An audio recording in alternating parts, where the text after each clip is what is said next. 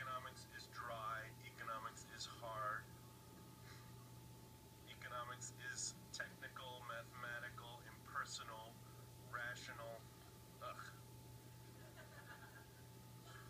The new school offers, as most of the alums know and most of the current students know, very little financial support.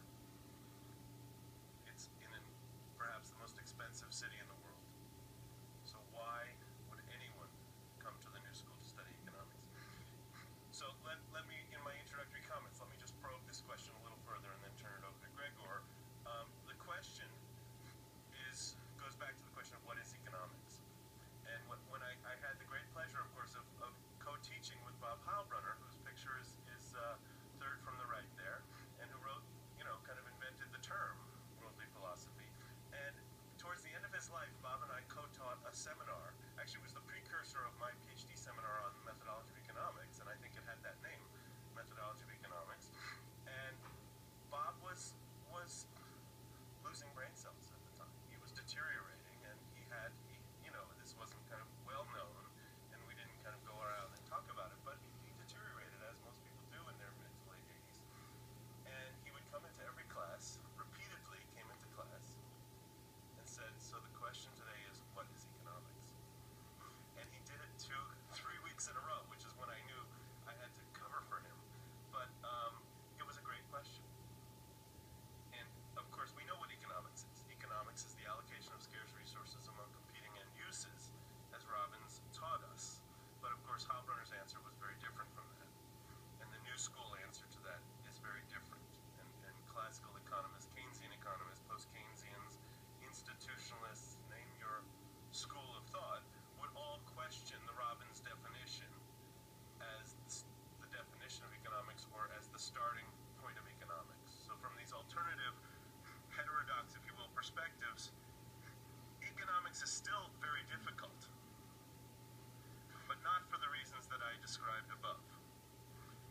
It's more because economics has at its core both a logical and a moral dimension, a search for regularities in social interaction, and a recognition of the historical and institutional contingency of production and distribution. I wanted to read a quote.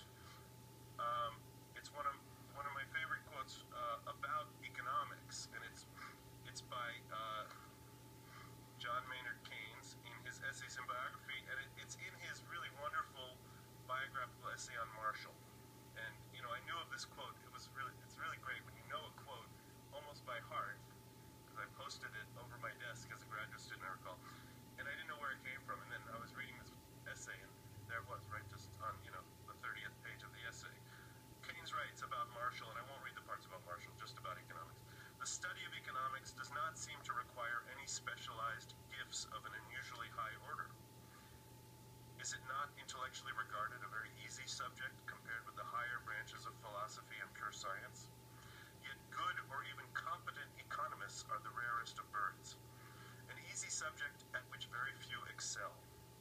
The paradox finds its explanation, perhaps, in that the master economist must possess a rare combination of gifts. He must reach a high standard in several different directions and must combine talents not often found together. He must be mathematician, historian, statesman, philosopher in some degree. He must understand symbols and speak in words. He must contemplate the particular in terms of the general and touch abstract and concrete in the same flight of thought. He must study the present in light of the past for the purposes of the future. No part of man's nature or his institutions must lie entirely outside his regard. He must be purposeful and disinterested in a simultaneous mood. As aloof and incorruptible as an artist, yet sometimes as near the earth as a politician.